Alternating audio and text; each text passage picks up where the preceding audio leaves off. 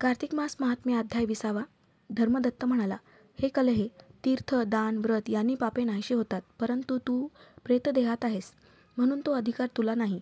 तुझी अशी खिन्न स्थिती पाहून माझे मनाला फार दुःख होते. तुझा उद्धार केल्याशिवाय माझे मनाला समाधान होणार नाही. तुझे पातक फार मोठे आहे. 3 योनी भोगावे लागणारे पातक व ही अति निंदित पिशाच योनी थोड्याशा पुण्याने नाहीशी होणार नाही. याकरिता मी जन्मापासून जे कार्तिक व्रत केले त्याचे अर्धे पुण्य तुला देतो. त्या योगाने तुला सद्गती प्राप्त होईल. यज्ञ, दान, तीर्थे, व्रते ही कोणतीही कार्तिक व्रताच्या पुण्याची बरोबरी केव्हाही करू शकणार नाहीत.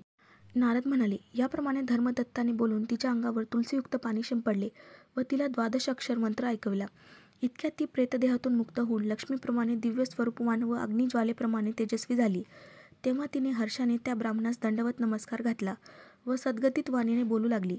कलहा म्हणाली, हे ब्राह्मण श्रेष्ठा, मी तुझ्या कृपेने या नरकापासून मुक्त झाले. पापसमुद्रात मी बुडले होते, त्यातून तारण्याला तूच नौका झालास. नारद म्हणतात, असे ती कलहा त्या ब्राह्मणाशी बोलत आहे. इतक्यात आकाशातून विष्णुरूप धारण करणाऱ्या दूतगणांनी युक्त एक तेजस्वी विमान आले असे तिने पाहिले. नंतर त्यातील पुण्यशील सुशील द्वारपालांनी तिला श्रेष्ठ विमानात बसवले व अप्सरा तिची सेवा करू लागल्या.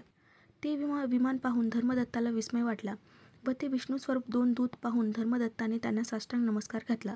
ते पुण्यशील व सुशील नावाचे दूत त्याला उठवून त्याचे अभिनंदन करून धर्मयुक्त भाषण करू लागले.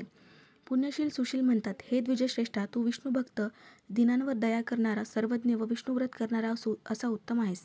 तू लहानपणापासून जे कार्तिक व्रत केले त्याचे अर्धे पुण्य दान केल्याने त्याचे दुप्पट पुण्य तुला प्राप्त झाले. हिचेही मागील 100 जन्माचे पातक नाहीसे झाले व स्नानाचे पुण्यानेच जे हिचे पूर्वजन्माचे पातक ते गेले. हरिजागराच्या पुण्याने या विमानात बसली. उत्तम प्रकारची सर्व सुखे व भोगांनी युक्त हिला वैकुंठास नेतो. दीपदानाच्या पुण्याने हिला विष्णूप्रमाणे रूप प्राप्त झाले. तुलसी पूजाधिक कार्तिक व्रते यांच्या शुभपुण्यांनी ही विष्णूच्या सानिध्यात गमन करणारी झाली. हे कृपानिधे, तू हे पुण्य तिला दिलेस, त्याचे हे सर्व फळ हिला मिळाले व तूही या जन्माच्या शेवटी आपल्या दोन्ही स्त्रियांसह वैकुंठास येशील. वैकुंठात विष्णू स्वरूप प्राप्त होऊन विष्णूजवळ राहशील. हे धर्मदत्ता, ज्याने तुझ्याप्रमाणे विष्णूची भक्तीने आराधना केली तेच धन्य, कृतकृत्य व त्यांच्याच जन्माचे सार्थक झाले. विष्णूची चांगली आराधना केली तर तो मनुष्यास काय देणार नाही, सर्व काही देईल. ज्याने ध्रुवाला अढळ पद दिले त्याच्या नामस्मरणाने मनुष्याला उत्तम गती मिळते.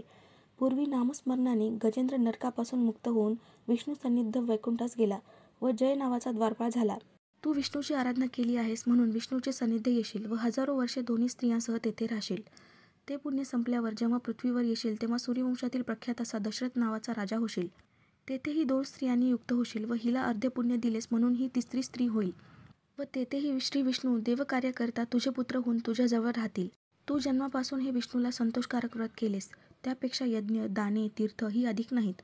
हे ब्राह्मण श्रेष्ठा, तू हे विष्णूला संतोष करणारे असे व्रत केलेस म्हणून धन्य आहेस. त्या व्रताच्या अर्धभागाने ही सफळ होऊन हिला आम्ही मुरारीच्या वैकुंठास घेऊन जातो.